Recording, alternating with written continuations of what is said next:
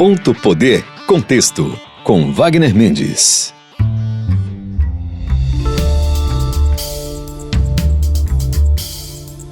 Estamos começando mais um Ponto Poder Contexto na sua Verdinha FM 92.5. Você também nos acompanha nas plataformas de áudio. Eu sou Wagner Mendes, editor e colunista do Ponto Poder, e hoje a gente vai falar sobre as filiações e o processo de eleição direta no Partido dos Trabalhadores, focando aqui no estado do Ceará. A gente vai falar também sobre os recados da visita do Lula aqui no Ceará durante a inauguração do Hospital Universitário. E também vamos debater um pouquinho sobre os partidos que buscam aí a federação e podem trazer repercussões políticas aí para 2026. E para começar o nosso programa, vamos receber aqui a editora do Ponto Poder, Jéssica Welma, e o repórter Bruno Leite. Sejam bem-vindos, pessoal. Olá, Wagner. Olá, Bruno. E claro, né, olá para você que nos acompanha. Olá, Wagner. Olá, Jéssica. E a todos que nos escutam, acompanham aí por todos os tocadores na Verdinha também. Pois é, vamos começar falando do PT, né? O PT que sempre rende muitas histórias, né? É o partido que sempre tem muitos embates aí durante o seu processo de construção aí nos últimos 40 anos. E vai ter eleição nesse ano agora. Vai ter o processo de eleição direta, né? Que é o PED 2025.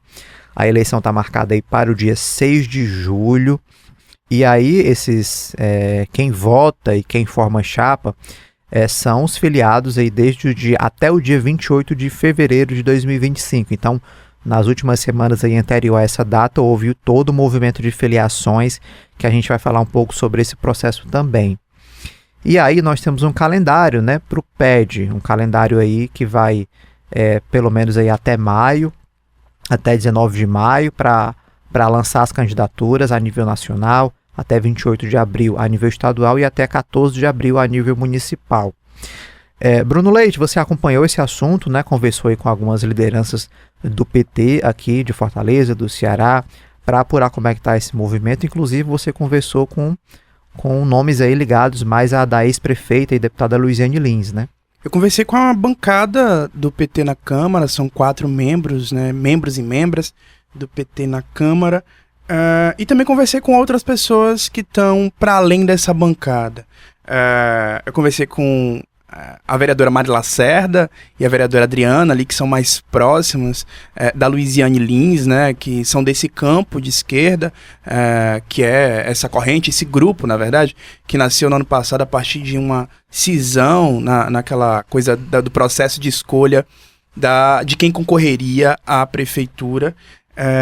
E eles apontam justamente uma atenção para esse PED, né? Eles estão, como todas as correntes, se preparando. Houve essas rodadas de reunião, tanto do gabinete da Luiziane, como também de assuntos, né? Trouxeram dentro dessa reunião do gabinete da Luiziane assuntos mais próximos de uma questão programática e estratégica desse grupo, e já pensam até em lançar nomes. Eu conversei com a Mari, como eu disse, e a gente vai escutar daqui a pouco, mas eu também conversei com a Adriana e com o Deodato Ramalho, né? A Adriana admite que esse PED já esteja aí dando conta das movimentações, e o Deodato comentou sobre a questão das filiações, falou sobre a programática do campo de esquerda. Ele tratou esse excesso de filiações, como eles tratam, né, enquanto uma anomalia. A gente vai ouvir agora um pouco da Mari e a gente continua a falar sobre esse assunto, Wagner. Vereadora, eu queria entender o que aconteceu no final de semana com relação a essas reuniões, o que foi decidido. Não, o que aconteceu, acho que a própria imprensa já teve acesso a um release. Acho que tem um grupo aí, um outro grupo se formando, outro campo, não necessariamente um grupo, né? Um outro campo se formando dentro do PT, que envolve ali, né, o atual presidente do PT municipal, Guilherme Sampaio, o ex-deputado Pinheiro, o deputado Messias, vereador Aglailson e alguns outros integrantes do partido. Então, assim... Aí vocês, do grupo do campo de esquerda, se reuniram reuniram para debater esse assunto? O campo de esquerda não se reuniu esse fim de semana, não. O que a gente teve foi uma bateria de agendas da deputada federal Luiziane Lins. Né? Teve uma plenária na quinta-feira, que reuniu seus militantes, teve um almoço na sexta com vereadores e apoiadores, secretários, e durante o fim de semana teve o planejamento da assessoria da deputada federal Luiziane Lins, que contou com a participação, né, de secretários, dos vereadores, né, que são aliados ao mandato, e também com pessoas que compõem o campo de esquerda, mas nada, não foi reunião de campos, digamos assim. Mas como é que vocês estão recebendo essa criação desse novo grupo dentro do PT? Olha, eu sou militante do PT desde muito tempo, assim, desde os 18 anos da minha juventude. Entendo que a caminhada no PT solitária ela é muito difícil, então é natural o processo de ajuntamento, né, de pessoas, de criação de campos, de grupos. Isso é um processo natural. No ano passado nós montamos um campo para um processo que a gente vivenciou no PT, e esse campo tem se consolidado, e é natural que outros setores também apontem a necessidade de se organizar de maneira mais unitária e conjunta. Vocês acreditam que isso, de alguma maneira, essa articulação seja para essa eleição direta que está vindo aí? Como é que o campo de esquerda está vendo essa eleição direta, né? Eu fiquei sabendo que vocês podem ter até candidatos. Isso já foi definido? Não, a gente ainda não tem nenhuma definição, mas a gente está em debate. Acho que o processo de eleição direta do PT faz com que as correntes e os campos se movimentem. O campo de esquerda, com certeza, vai debater. Para a gente ter uma preocupação com o tamanho, o número de filiações que foram feitas.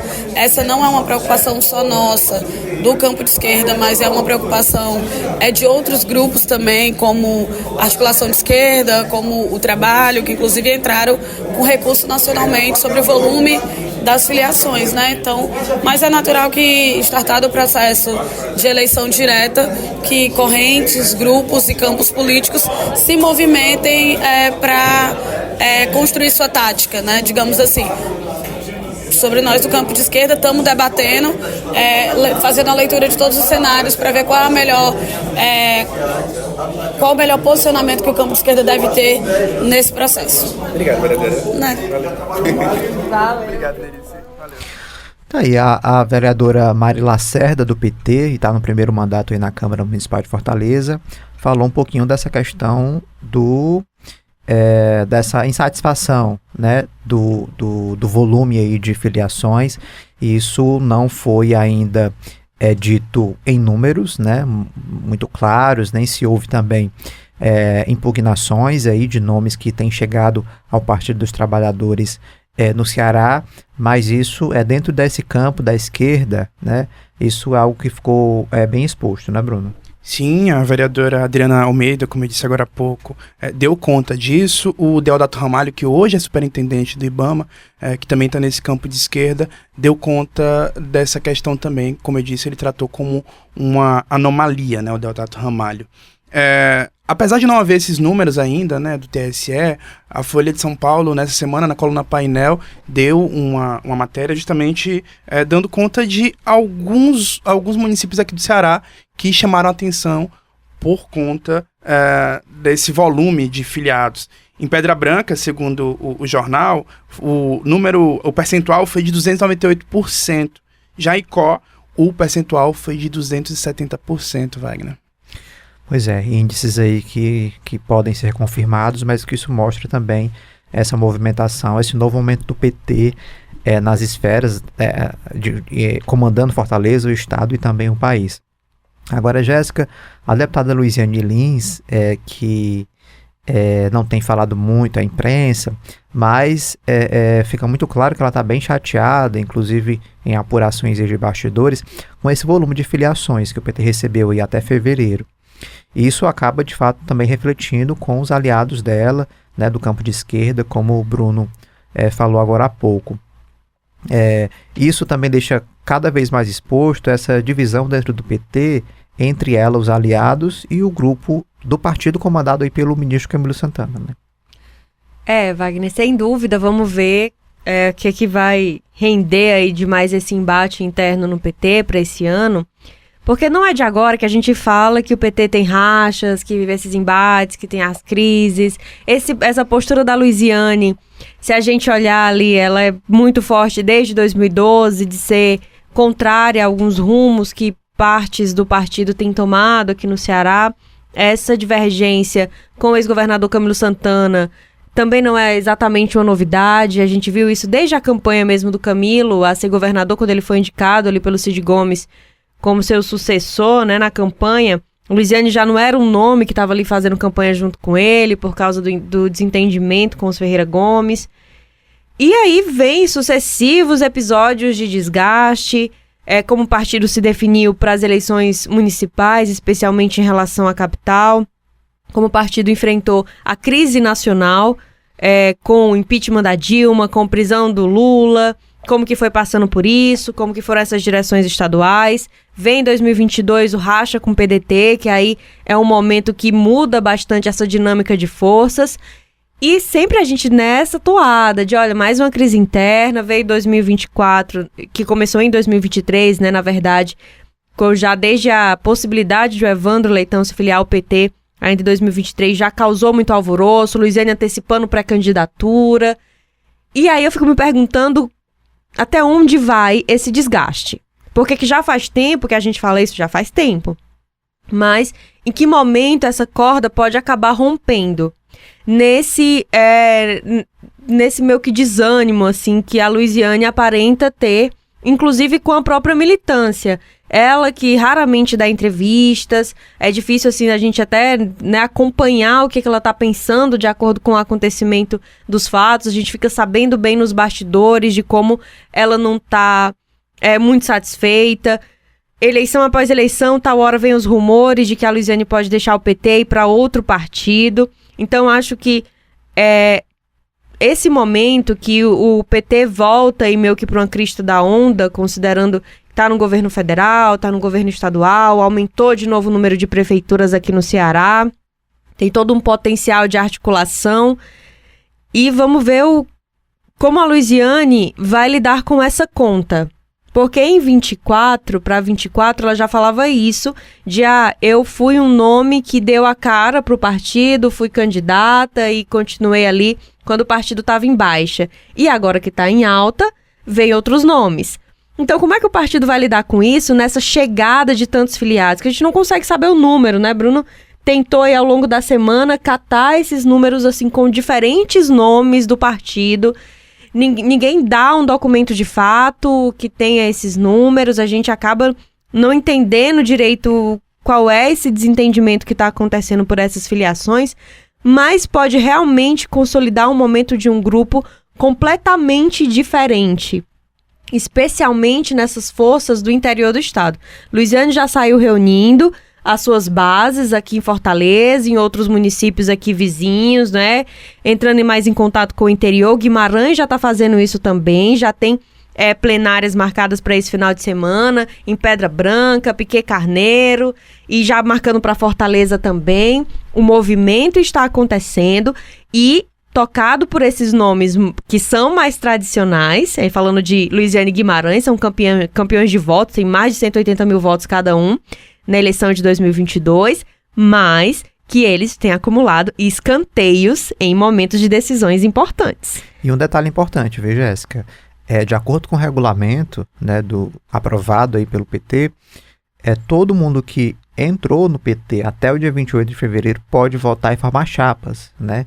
Então, esses novos petistas aí que chegaram agora, eles vão ter direito de conduzirem o partido em muitos municípios do Ceará, vão ter o mesmo direito de quem tem 40 anos de filiação e de quem tem 1 mês, 2 meses de filiação. Então, isso vai dar ainda muito pano para manga. Bruno, e você também conversou com vamos dizer assim, a ala camilista, né, dentro do PT. O que é que eles disseram? Exatamente, Wagner. Dentro da Câmara também existem 2 vereadores que estão mais próximos ali da atual gestão do PT no município, que é o Guilherme Sampaio, que hoje é deputado estadual, líder do governo na Assembleia. E eles tratam com naturalidade esse processo, tanto do número de novos filiados, né, e que há essa crítica por parte do campo de esquerda, de que existem novos filiados que não têm um comprometimento político-ideológico com o que é esse PT mais de esquerda, né, segundo eles. E aí esses vereadores tratam com naturalidade e botam isso na conta de que o PT, é um grande partido, é um partido popular e que tem vitórias aqui no Ceará, tanto em Fortaleza quanto a nível estadual e também federal, né, com o governo Lula e tudo mais. Então, nesse processo, eles tratam com naturalidade, admitem que estão, sim, se organizando com vistas ao PED, mas eles colocam isso também numa ideia de fortalecimento de uma unidade.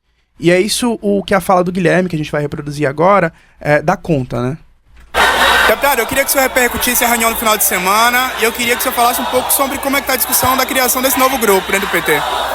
Olha, na realidade, o que está em curso é um encontro de lideranças, correntes políticas que já estão organizadas dentro do PT, que são correntes nacionais do PT, movimentos sociais, parlamentares, que começaram já há algum tempo a trocar ideia entre si sobre a necessidade de fortalecer cada vez mais um PT bem próximo dos movimentos populares e com o objetivo de qualificar a direção partidária, atualizar o nosso programa, a nossa forma de organização política, a nossa comunicação, para a gente enfrentar o principal desafio político que a gente tem hoje, que é o fascismo, né? Aqui no Brasil, o bolsonarismo.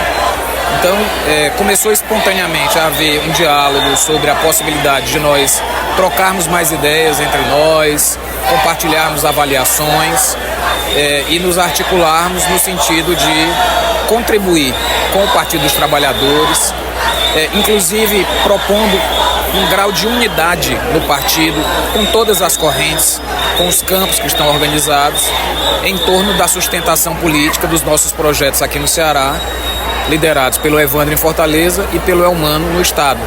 Então esse é o mote. O debate foi muito, muito rico, muito representativo e eu acho que no diálogo com as demais forças políticas do Partido dos Trabalhadores, nós vamos dar uma grande contribuição para atualizar o nosso programa, chegar mais perto da população. O Guilherme, que atualmente é o dirigente do PT no município, ele contou pra gente que não é candidato à reeleição. Essa fala dele foi na última quarta-feira, na vinda do Lula aqui para Fortaleza, na inauguração do Hospital Universitário do Ceará. E os vereadores que são próximos a ele na Câmara é o Dr. Vicente e o Aglailson. O Conin, que é o dirigente estadual do PT, também disse que não é candidato à reeleição. Jéssica, assim, não sei se é a sua impressão, mas é a minha, que o PT ele vive uma situação, vamos dizer assim, um pouquinho esquisita, estranha nesse momento, né? Na medida em que o PT já sofreu por esse processo de expansão lá em 2003, com a primeira eleição do Lula e a queda do PSDB, né? Todo aquele processo que a gente acompanhou. Mas a impressão que se tem é que o PT ele tem ganhado muitos contornos e que poderia haver ali um rompimento de algum grupo, né? Que a gente viu. Inclusive, naquela época, uma parte deixou o PT, criou o PSOL nessa conjuntura. E aí a Luiziane ela tem dito que está insatisfeita desde 2022. Ano que vem vai fazer 4 anos que ela fala dessa insatisfação, né? Então, como é que você avalia esse momento dessa força do partido, ao mesmo tempo que ele cresce, né, que ele se multiplica, e o desafio de se multiplicar, mas de manter essa unidade, né, que tanto se fala, em meio a tantas divergências também? Wagner, como você citou, inclusive, ali 2003, né, que é quando o Lula assume para o primeiro mandato e é um novo momento para o Partido dos Trabalhadores, eu acho que tem uma coisa que a gente pode pensar que ela é muito simbólica nesse momento. O Bruno trouxe aí a fala do Guilherme Sampaio, presidente do PT Fortaleza, tá como deputado estadual, ele, né, que é suplente, mas está lá já há um tempo como deputado. É um nome que já está muito próximo do governo Elmano, muito próximo do Evandro Leitão na Prefeitura de Fortaleza, foi ali um braço direito na campanha também. E aí, quando você vai reparar nos nomes que já estão rolando, por exemplo, do ex-vereador Antônio Carlos, é um nome que era muito próximo da Luiziane, hoje é um nome bastante governista, tá lá também muito, né, dentro do governo Elmano. E aí eu acho que esse momento de novas filiações, tem uma coisa a se pensar, e pensando em 2003, que é o seguinte: crescer, considerando só estar no poder, é sustentável no longo prazo? Isso, pro partido, vai realmente ter substância? E eu falo no seguinte: no momento em que começa a ter um racha interno de uma militância tradicional, que vem ali de uma formação do partido e passa por sucessivas crises, está ali, garante ainda um bom montante de votos, que, né, dá cadeiras no Congresso Nacional e tudo. No momento que esse grupo começa a ficar ali mais à margem e você começa a crescer considerando esse espaço de poder que hoje existe, mas às vezes num período de uma eleição ele já não existe mais. Essas pessoas vão continuar no PT? Essas pessoas que estão entrando e inflando um partido por causa dos espaços de poder, elas vão dar vitalidade? Eu acho que o partido vai ter que responder a essa questão agora, especialmente porque não é mais uma novidade. O partido já passou por isso lá no começo dos anos 2000. Essa novelinha a gente vai acompanhar, viu? Até a data da eleição a gente vai trazer novidade aqui para vocês. A gente vai encerrar esse bloco. Bruno, obrigado, viu, pela participação. Muito obrigado pelo convite e por compartilhar com vocês aqui esse momento. Nos próximos programas o Bruno volta, a Jéssica continua conosco. A gente vai fazer uma pausa, na volta a gente vai falar sobre os bastidores da visita do Lula no Ceará. Até já. Olá, eu sou Jéssica Welma e venho te fazer um convite para acompanhar a live do Ponto Poder todas as quintas-feiras no YouTube do Diário do Nordeste. Você que gosta de discutir política, está sempre bem antenado, saiba que a gente tem muita discussão para te oferecer. Sua companhia lá vai ser muito bem-vinda, a gente te espera. Você está ouvindo Ponto Poder Contexto, com Wagner Mendes.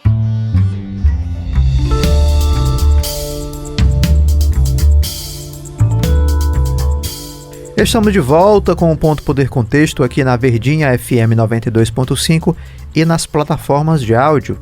Continuamos conversando com a editora do Ponto Poder, jornalista Jéssica Welma.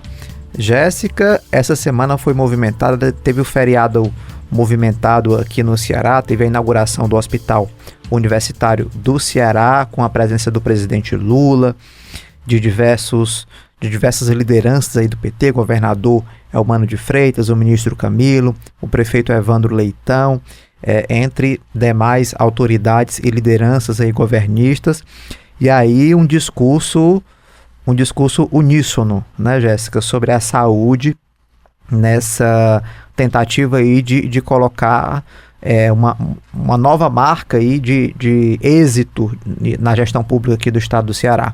A gente já tem aí a educação, né, como uma marca aí nacionalizada, todo mundo fala de educação pública, educação básica principalmente, fala do estado do Ceará. Agora a tentativa é que isso seja voltado para a saúde, mas que o desafio, eu arrisco dizer que ainda é maior, viu, Jéssica? Wagner, muitos recados nessa primeira visita do Lula, que é o Ceará, em 2025. Chegar puxando essa área da saúde, que a gente vem falando com mais intensidade desde o final do ano passado, esse grande tema de virada de gestão aqui na Prefeitura de Fortaleza, com a crise pela qual passou assim, com mais intensidade no final do ano o Instituto José Frota, que é o maior hospital de urgência e emergência aqui no estado, que comporta bom percentual de atendimentos aqui no estado, referência. Então, Lula vir trazendo debaixo no braço esse tema tem, assim, significados que são muito importantes. Primeiro que a gente está falando de um hospital que, quando ele foi lançado, né, quando foi dito que ia fazer um hospital universitário aqui no Ceará, que ia atender as demandas das universidades estaduais, UES, URCA, UVA, foi bem num período ali de embate entre o governo do estado e o governo federal. Na época, Camilo Santana era o governador, em pleno 2021, no meio ainda da pandemia. O secretário da Saúde era o Dr. Cabeto, um nome que hoje, inclusive, já está em outra ala, né? Hoje é mais uma oposição ao grupo do ex-governador Camilo Santana, gestão nacional de Jair Bolsonaro. Era uma iniciativa muito dada no sentido de ter aporte estadual, recurso estadual, ia ser bem a marca do governo Camilo Santana. E aí, quando vem acontecer de fato essa inauguração, ela vem com o presidente da República e uma proposta tida, né, apresentada como inédita, apresentada pelo ministro da Saúde, Alexandre Padilha, que trata aí de uma gestão, de certa forma, compartilhada, com recursos que vão vir do governo federal. E, Wagner, a gente ainda precisa entender como que vai ser, de fato, essa dinâmica financeira, de sustentação desse hospital com o governo federal, porque tudo aconteceu, de certa forma, até muito rápido. Na fala do próprio ministro Alexandre Padilha, nessa inauguração, ele disse que, olha, o prefeito de Fortaleza, Evandro Leitão, foi lá em Brasília e conversou com o Lula, e a gente aqui na última semana fez uma força-tarefa para trazer os técnicos do Ministério da Saúde para ver a estrutura do hospital e possibilitar que houvesse um aporte de recursos. Nesse anúncio de aporte de recursos, foi anunciado também para o Instituto José Frota, para o Hospital da Mulher. Então, tem um momento novo que o governo federal entra nessa gestão da saúde, que há muito tempo sobrecarrega o município, sobrecarrega o estado, com custos que são muito altos. E aí, se a gente pensar quais são os pilares tradicionais que preocupam a população, isso a gente sempre, toda eleição, quando está com pesquisa Quest, a gente sempre reavalia o que a população está querendo dizer sobre as principais demandas, e o tripé saúde, segurança e educação são sempre ali, estão sempre no topo. Educação, quando a gente olha para o Ceará, já tem uma estrutura de certa forma, muito bem encaminhada, com ações que já são consolidadas, viraram um modelo nacional, levaram Camilo Santana ao Ministério da Educação.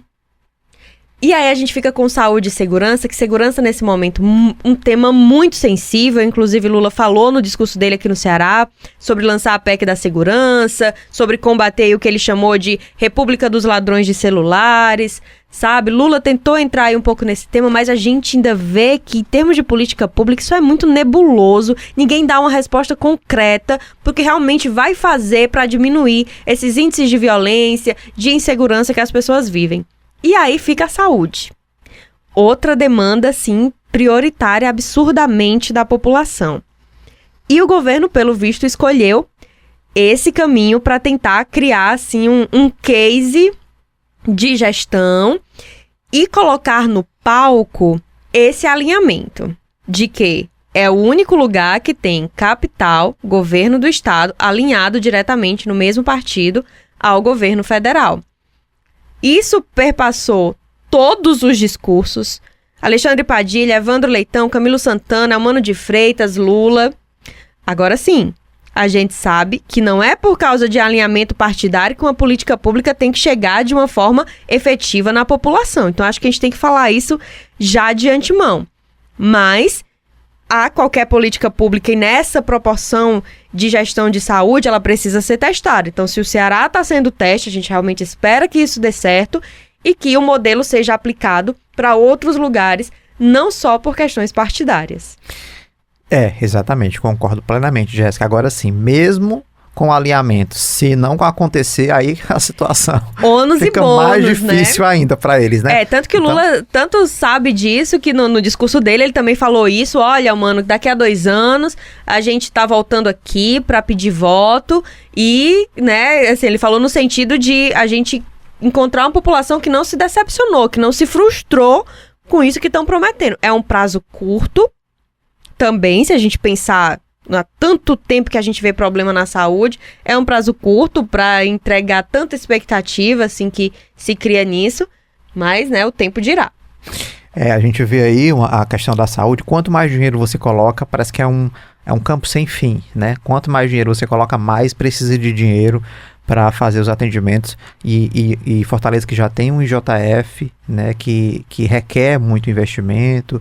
A gente publicou diversas matérias aí no final do ano passado sobre essa dificuldade, né, do hospital maior hospital aqui do Ceará, público, enfrentar grandes dificuldades, inclusive faltou até alimentação, né? Casos gravíssimos aí. Então, chega mais um hospital justamente também para tentar cobrir essa demanda, principalmente de cirurgias eletivas. E aí, são 2 grandes hospitais que vão continuar atendendo pacientes do interior, né? Embora tenha interiorizado a construção dos hospitais, mas essa vinda para Fortaleza continua. Agora, Jéssica, ainda falando do ponto de vista político, desse evento de quarta-feira, né, do feriado, ainda ali no último ano de governo do Camilo, ainda enquanto governador, lembro daquela batalha que ele teve com a bancada parlamentar em Brasília, de deputados e senadores, para mandar dinheiro para terminar de construir o hospital. E ele disse, olha, vai ter uma placa com o nome de todo mundo que contribuiu, independente se mandou muito dinheiro, independente se mandou pouco, mas vocês serão reconhecidos por conta desse recurso enviado para construir esse hospital. E aí acabou que o evento priorizou mais a agenda do presidente da República do que a agenda dos parlamentares que tiveram que cumprir uma agenda em Brasília, porque o orçamento foi votado e o orçamento precisava ser votado, já estava atrasado desde o ano passado. Uma confusão grande por conta desse orçamento. E os parlamentares estavam justamente nessa semana em Brasília para votar isso. Acabaram ficando longe da festa, né, da fotografia da festa. Isso também indica um pouco dessa questão, né, Jéssica, da fotografia, né, do presidente trazer, atrelar à imagem dele uma boa notícia, o discurso do fortalecimento do SUS, um grande hospital em Fortaleza, e o fortalecimento e a estruturação dessa parceria, né? Pois é, né? Na hora da foto, quem tava lá era o Lula. E voltando a falar aquilo que eu já tinha pontuado no começo, né, de que quando esse hospital foi lançado, a história era, olha, o governo federal não ajuda em nada, o governo Bolsonaro não ajudou em nada, Camilo repetiu isso no discurso dele, era uma mobilização estadual junto da bancada federal, pedindo emendas, pedindo para os parlamentares, deputados federais e senadores mandarem recursos focando só nessa obra, mas aí, dada essa virada de estratégia, né, desse novo momento com o governo federal e tudo, se priorizou essa data do Lula, que inclusive vai ter uma viagem para o exterior e tudo. Inclusive, a data da inauguração foi adiada, né, Jéssica? Falaram em fevereiro, aí depois mudou para o começo de fevereiro, final de fevereiro, aí para março, aí de repente anuncia essa data, né, no dia 19, em pleno feriado aqui no Ceará. Mas vamos ver se essa conta vai chegar no final do ano, que é quando os parlamentares vão de novo discutir as emendas. E aí vamos ver como que o governo vai chegar para articular com esses parlamentares. Eu acredito que deve haver outros momentos, até porque foi inaugurado esses 30%, mas eu acho que vão tentar aí... Assim, eu acho que eu até espero, de certa forma, porque faria um pouco mais de sentido, já que os parlamentares foram lá visitar a obra, bate foto com o Camilo, bate foto de capacetezinho na cabeça, não, porque estão colaborando, mostrar para a população que é apartidário, que teve recurso de parlamentares de vários partidos. E eles não estavam lá, né, na hora dessa foto, a placa está lá e tudo, mas eles não estavam. E assim, meu povo, o próximo ano é eleição, então aparecer faz parte, né? Vamos ver se até o final do ano, quando se for articular a emenda, e ainda precisa de mais recursos, porque não está pronto 100%, assim, não está funcionando 100%. O governo tem outras obras que ele está pedindo recurso. O Elmano agora quer construir a obra que vai, né, assim, ser a cara dele, na vontade dele, que é, tipo, a duplicação, por exemplo, da BR aqui no Ceará. Ele tem falado isso desde que assumiu, já pediu recurso à bancada sobre isso. Então, assim, para continuar pedindo recurso, tem que, né, entregar aí essa performance também.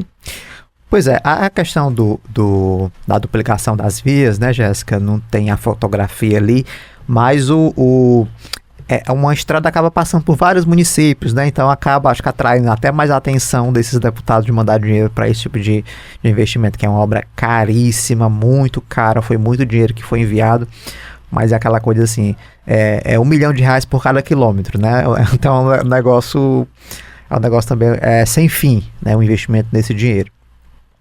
Agora, é como você falou, né, Jéssica? Só tem 30% do funcionamento desse hospital, ele foi inaugurado, mas ainda tem que ser resolvida a questão do César Cal, se vai ser fechado mesmo, se não vai, se os leitos vão ser transferidos para lá, e naturalmente os leitos transferidos, o recurso também vai para lá, né? E o governo federal, ele chega para fazer, o presidente Lula faz essa fotografia, mas naturalmente o Lula e o Padilha, né, o Alexandre Padilha, ministro da Saúde, não foram chamados só para festa, né? Naturalmente eles vão precisar colaborar com o hospital. Há essa demanda para que sejam enviados recursos federais do SUS para a manutenção desse hospital. É um recurso muito alto, que segundo o Camilo vai se aproximar aí de 700 milhões de reais por ano. Então é um hospital ali com muita capacidade tecnológica, né, como foi propagado bastante, capacidade alta de fazer várias cirurgias, que o SUS, que no Nordeste não faz, pelo SUS. Então, assim, é muita inovação, mas essa inovação ela tem um custo, ela vai precisar de recurso. Então, assim, é nesse momento que a gente vai, que o cearense, né, que fez essa aposta nessa parceria, vai ver se de fato ela se concretiza, né, se ela funciona, Jéssica. E quanto mais está na vitrine, mais atrai também o olhar da oposição. Camilo Santana, no discurso dele lá na inauguração, ainda deu umas alfinetadas na oposição, dizendo que eles estavam torcendo para a gente não abrir esse hospital. E aí a gente vem também de umas semanas recentes em que teve mobilização da oposição, especialmente lá no Hospital César Caus, que fica aqui no centro de Fortaleza, tem um atendimento já de muito tempo, né, reconhecido pela população, assim como referência para a população procurar lá para alguns serviços. E, inclusive, a secretária da Saúde, Tânia Mara, esteve na Verdinha nessa sexta-feira aqui, quando a gente conversa, falou sobre essas críticas de que o governo vai fechar o César Caus, tá abrindo um hospital novo, mas a gente vai perder um outro hospital. E ela disse que não vai ter perdas de leitos. Então, segue, de certa forma, com essa ideia de que o hospital universitário ele vai absorver. Claro, no entorno disso, tem algumas questões que são importantes, como a própria questão estrutural. O César Caus tem uma estrutura que já é muito aquém do que um serviço hospitalar tem que entregar.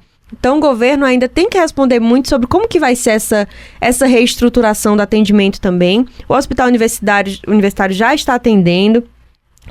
Desde a quarta-feira, quando foi lançado, né, inaugurado, já teve a primeira cirurgia, cerca de 80 atendimentos também.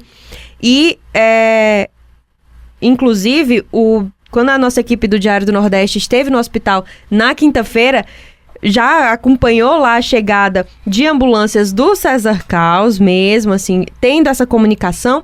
Agora, um outro ponto, Wagner, que é interessante, pensando nessa gestão da saúde, é um anúncio que está se esperando que o Almano faça também, tão logo. Ele mencionou isso, mas ainda sem dar datas efetivas, que é quando o governo do estado vai operar a nova regulação na saúde. O Evandro Leitão, quando assumiu a prefeitura, falou sobre isso, que já era uma meta de unificar a regulação do município com o estado, porque dessa forma...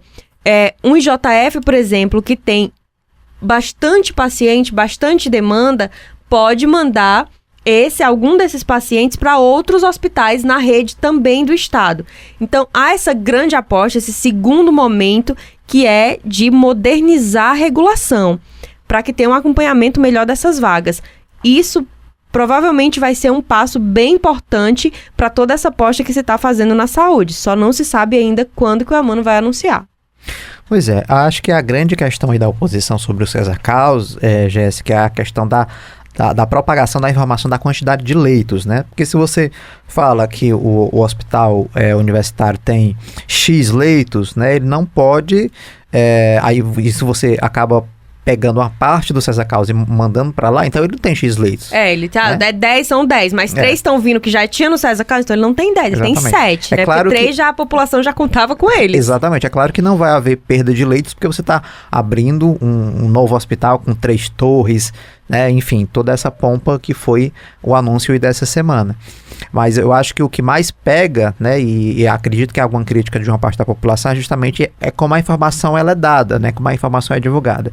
Se anteriormente tivesse dito, vamos fechar o César Caos, mas vamos abrir o maior, a informação teria sido muito melhor aceita do que a informação inversa, né? Você constrói um depois para dizer que vai descontinuar o outro. Mas é claro que o que a gente não quer é que haja de fato uma redução de leitos. Eu acho que isso não vai acontecer porque abriu um novo muito maior, né? E de fato esse ponto que você falou é importante, Jéssica, a questão da estrutura do César Caos, né? Como é que está o César Caos? Ele tem condições de atender a quantidade de pessoas que atende, ou atendimentos com inovação, com equipamentos novos, enfim, com a tecnologia que a gente está trabalhando muito isso com a saúde, né? Então, de fato, isso é uma questão que o governo, inclusive, precisa esclarecer melhor, explicar para a população. Acho que a questão da informação ela é muito importante quando a gente fala de saúde, que é algo tão caro à sociedade. Né? E tem coisa que realmente é por partes, né? O hospital começa ali, nenhum hospital começa com 100%, assim, qualquer equipamento que você inaugure. E aí eu acho que você tem que dar o tempo de as coisas acontecerem também, né? Por óbvio, não é porque acabou de inaugurar um hospital que um outro está sendo fechado. Ainda mais um outro do porte do César Caos, da importância, da referência que ele tem hoje. Então, eu acho que o que se tem até agora de entrega é desse novo momento, de todas essas apostas, de todas essas expectativas, e a gente vai ter que esperar o tempo para ir consolidando a avaliação sobre o que está funcionando, o que é que não está, o que é que o governo está fazendo certo, o que é que não está. Vamos acompanhando isso aí, porque ainda tem um tempo para a gente entender esse novo sistema. Perfeito. Lá no Diário do Nordeste a gente tem publicado várias matérias sobre a questão do Hospital da UES, o funcionamento dele, recursos e novidades, né, de especialidades médicas, de o que é que está sendo, qual está sendo o alvo aí do hospital e as prioridades aí de atendimento à população do estado do Ceará. Jéssica Welma, muito obrigado aí pela participação. Até a próxima, né? Wagner Mendes, eu quem agradeço. Sempre um prazer estar por aqui falando de política e a gente se encontra nessa cobertura. Agora a gente vai para um rápido intervalo. Na volta a gente vai falar sobre uma formalização, a possibilidade de uma formalização de uma nova federação partidária e os impactos disso para a política do Ceará. Voltamos já. Olá, eu sou Jéssica Welma e venho te fazer um convite para acompanhar a live do Ponto Poder todas as quintas-feiras no YouTube do Diário do Nordeste. Você que gosta de discutir política, está sempre bem antenado, saiba que a gente tem muita discussão para te oferecer. Sua companhia lá vai ser muito bem-vinda, a gente te espera.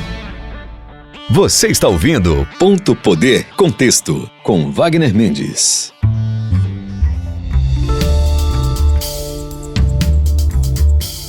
Estamos de volta com o Ponto Poder Contexto aqui na Verdinha FM 92.5 e nas plataformas de áudio. Vamos receber agora o repórter do Ponto Poder, Igor Cavalcante. Seja bem-vindo, Igor. Olá, Wagner, todo mundo que está nos acompanhando. Um prazer estar aqui novamente. Vamos falar aí que tem muita novidade, né, hoje. Pois é, a gente está falando aí nos últimos anos, tem um movimento nacional aí para reduzir a quantidade de partidos. Aí teve cláusula de barreira, depois veio a cláusula de desempenho. E para que esses partidos, né, Igor, eles se mantenham na ativa, com recurso, tempo de TV, muita gente tem tentado aí fazer fusões e federações, né? Federações é aquele ajuntamento ali por um prazo determinado de partidos para tentar se fortalecer politicamente, né? E aqui no Ceará, aliás, no país, né, com repercussões aqui no Ceará, tem aí a possibilidade de uma nova federação entre o Progressistas e o União Brasil, né? Como é que está aí esse processo? Exatamente, Wagner. A junção, as conversas entre esses dois partidos, elas estão bastante avançadas. Esse diagnóstico, digamos assim, ele é dado por todo mundo das duas siglas, assim. Ao longo da última semana eu conversei com algumas lideranças, tanto do PP quanto do União Brasil, e eles me falaram sobre isso. No último dia 18, agora de 18 de março, o PP, a cúpula nacional do partido, aprovou lá em Brasília uma decisão a favor, digamos assim, em prol dessa federação. E aí quem está tocando toda essa negociação, toda essa articulação, é o Ciro Nogueira, que preside o partido, né, e era ex-ministro do ex-presidente Jair Bolsonaro. Então, ele tem uma forte influência aí nacionalmente, claro, e ele que está articulando isso. Segundo algumas lideranças do PP, eles definiram que o Ciro Nogueira está com carta branca, né, como eles chamaram aí, para resolver isso. E aí no dia 19, no dia seguinte a essa decisão, eu conversei com o Capitão Wagner, ele que lidera a União Brasil aqui no estado do Ceará, e também está em Brasília, né, a função hoje nacional dele é ter essa articulação em Brasília, junto com o presidente da União Brasil, o Antônio Rueda, para preparar o partido para 2026.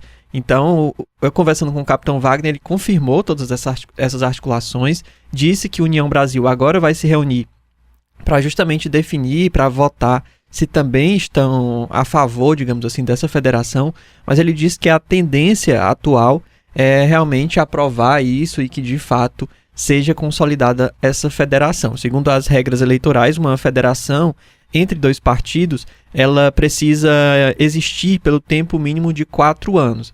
Então, os dois partidos, digamos assim, nesse caso, eles passam a funcionar, de certa forma, como se fosse um bloco único.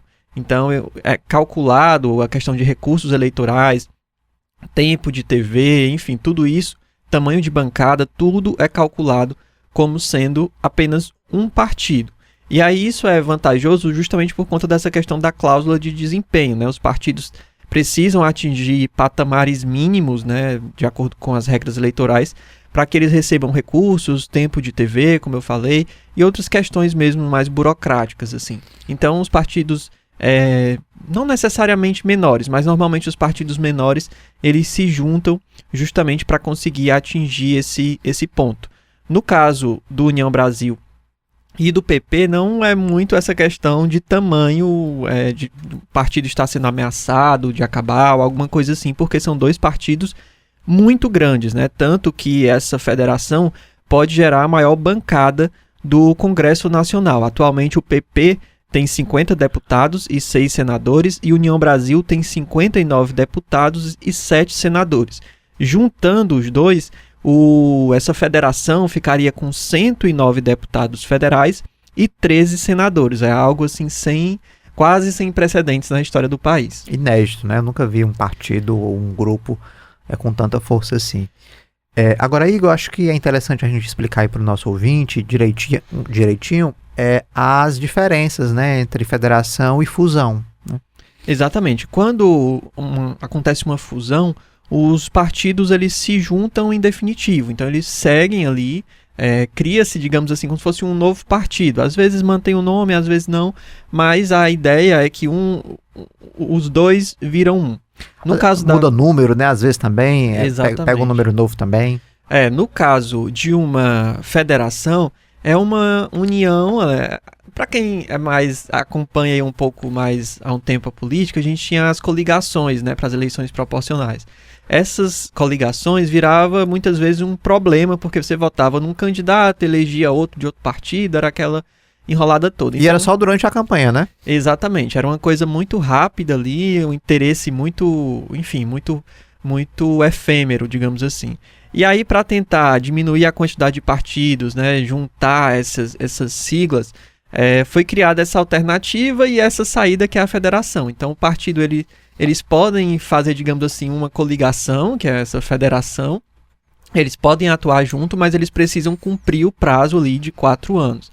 Então, acontece, por exemplo, no PSDB com o Cidadania atualmente. Então, eles montaram essa federação, ficaram por 4 anos, lança-se chapa de disputa junto em todo o país. Então, desde o menor município do Brasil, a uma chapa para presidente, os partidos vão estar juntos necessariamente. Então, quando é feita uma federação, é algo que impacta em todos os níveis, assim, todos os entes. É diferente de alguma outra medida, digamos assim, que era tomada antes, que às vezes era feita nacionalmente, mas não era no estado, enfim, era o embolado. E, Wagner, só para dar uma noção também para o nosso ouvinte, no caso aqui do Ceará, o PP e União Brasil são dois partidos bem significativos. Assim, o PP ele tem 3 deputados estaduais, tem 3 cadeiras na Assembleia Legislativa e uma cadeira na Câmara Federal, que inclusive é ocupada pelo AJ Albuquerque, que preside o PP aqui no estado do Ceará. Já a União Brasil tem 4 deputados estaduais e 4 deputados federais. A União Brasil é, digamos assim, um dos principais redutos da oposição aqui no Ceará, é comandado pelo capitão Wagner, né, que é ex-deputado federal, enfim, tem toda essa liderança política, e o PP, pelo AJ, como eu falei, que ele sempre está ali perto da base governista. O PP é considerado base governista no Ceará, mas o AJ digamos assim, é meio um centrão, ele está na base governista aqui, mas tinha essa ligação com o ex-presidente Bolsonaro, tem a ligação hoje com a base governista do Lula, enfim, é aquele que está sempre ali por perto, né, da base governista. E no caso dessa federação, ela se consolidando, já tem um desenho, inclusive. Então o PP iria comandar 9 estados, né, a federação ali, a união entre os partidos ficaria em 9 estados brasileiros. União Brasil passa a comandar 9, inclusive o Ceará. Então, aqui no Ceará, juntando esses 2 partidos, o União Brasil é quem comanda o grupo, e a cúpula nacional da federação, então os 2 partidos juntos é que vão decidir sobre outros 9 estados. Então fica, digamos assim, dividido dessa forma. Eu conversei, além do capitão Wagner, que disse sobre essa questão das conversas estarem avançadas, ele disse inclusive que conversou com a J. Albuquerque já na última semana, disse que pelo menos a conversa que se teve é de que não vai ter nenhum problema juntar os 2 partidos, sendo um da base e um da oposição. Ele disse inclusive que o AJ falou para ele que deve se manter no PP e as coisas devem continuar como estão, isso segundo o capitão Wagner na conversa com o AJ. Conversei também com o Zezinho Albuquerque, uma das principais lideranças do PP e pai do AJ Albuquerque, ele que também é secretário do governo Elmano, e ele disse, aí ele foi muito cauteloso, ele disse que nada vai mudar, que os partidos vão continuar recebendo o mesmo montante de recursos e vão dividir ali igualmente, proporcionalmente, entre a União Brasil e o PP, e diz que mais para frente eles veem aí como é que vai ser, quem é que vai decidir, porque a tendência, segundo o capitão Wagner, é que essa federação vá para a oposição, porque é a União Brasil que vai comandar. Mas, segundo o Zezinho, ele diz que não arreda o pé, que não recua 1 milímetro do apoio ao governo do estado. Então vamos ver aí, parece uma disputa, uma queda de braço aí já anunciada bem antes da eleição. Pois é, igual essas regras aqui que envolvem a questão da federação, porque quando você faz a federação, você precisa eleger um presidente, né? Então, assim, hoje o PP tem um presidente e a União Brasil também tem. Então, um dos 2 vai perder, né? E no caso aí, nas previsões, quem perderia seria o Progressistas, né? O AJ Albuquerque perderia aí geralmente coloca um fica na presidência e o outro fica na vice, né? Geralmente é assim que acontece nas federações. Agora, sendo concretizada a federação, vamos dizer, para esse ano, por exemplo, ano que vem tem eleição para governador, e aí os partidos eles não podem tomar decisões independentes, né, Igor? E aqui a federação teria que tomar um rumo. Ou todo mundo vai para a oposição ou todo mundo vai para a base, né? Isso. Aqui no Ceará a gente tem talvez um dos piores exemplos de federação, assim, um dos piores casos, assim, para a gente contar a história, que foi a questão do Cidadania e do PSDB. Eles estão atualmente nessa federação, o Cidadania já decidiu que vai sair da federação, mas nas eleições de 2022 houve uma disputa muito grande dentro do PSDB. O Tasso, né, comandava o partido, ainda comanda, e ele colocou na presidência o Chiquinho Feitosa, que era suplente de senador e é muito próximo do Camilo Santana.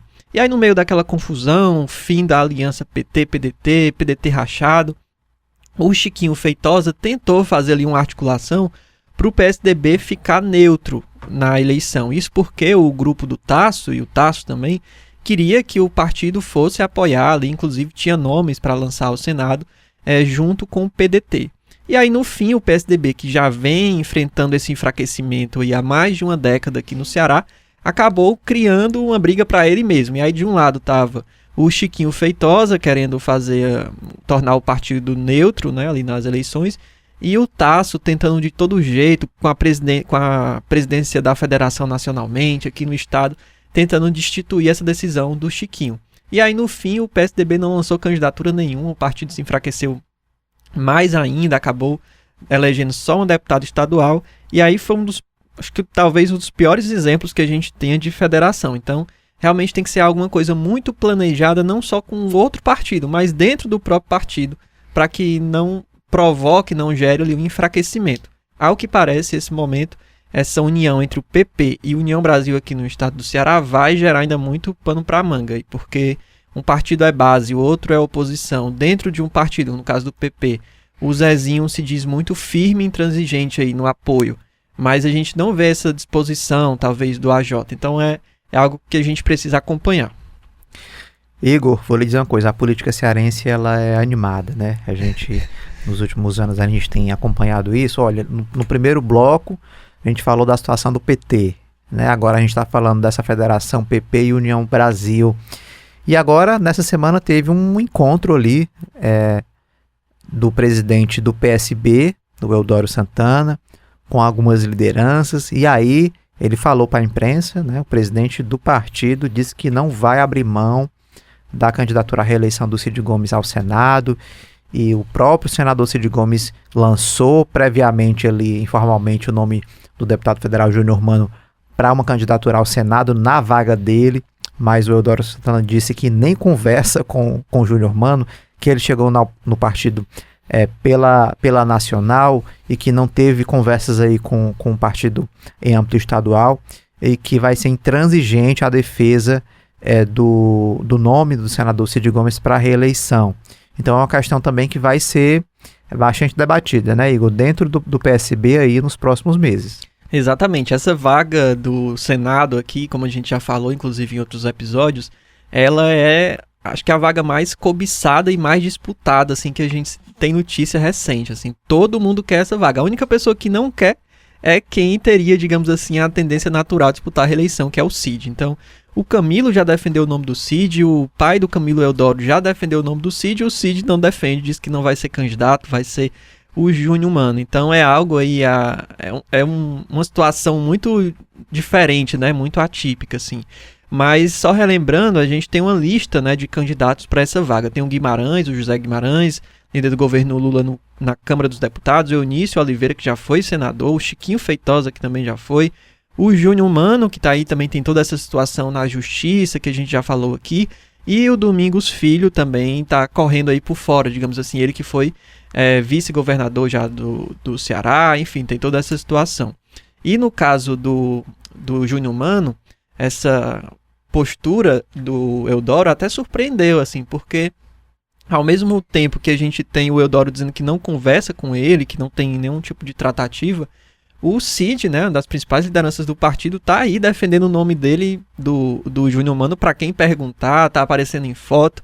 O Júnior Mano, inclusive, participou lá do evento da inauguração do Boteco do Cid, né, que ele inaugurou lá na Serra da Meruoca. Então é algo aí bem... algo não está certo ali, a conversa não está tão alinhada, assim.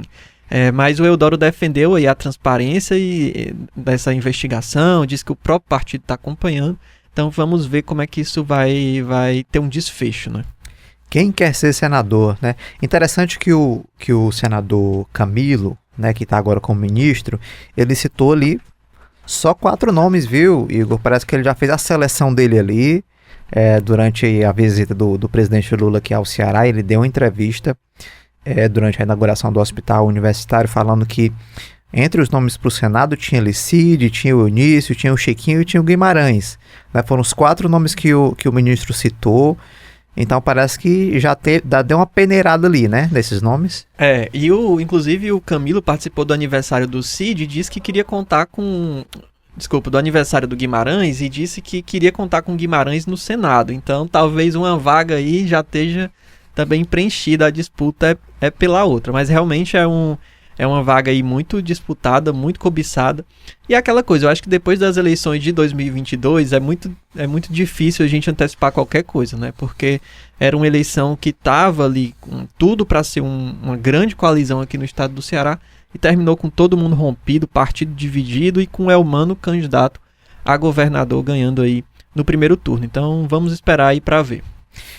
Então é isso, Igor Cavalcante. Obrigado aí pela participação hoje. Nas próximas semanas tem mais, né? Qualquer coisa é só chamar. Um abraço. Pessoal, muito obrigado aí por quem acompanhou o Ponto Poder Contexto até agora. Você pode mandar a sua mensagem, né, a sua crítica, o seu elogio, a sua sugestão de pauta através do WhatsApp da Verdinha no 85988871306, ou também pode mandar uma mensagem lá no meu Instagram, @repórtermendes. Você pode mandar crítica, sugestão, elogio, vou tentar responder, tá? Lembrando que você pode compartilhar o nosso programa com as plataformas de áudio como Spotify, Deezer e Google Podcast. É só pesquisar lá, Ponto Poder. Apresentação e produção Wagner Mendes, áudio e sonoplastia Kleber Galvão, apoio técnico Samuel Macedo. Até o próximo sábado. Você ouviu Ponto Poder Contexto com Wagner Mendes.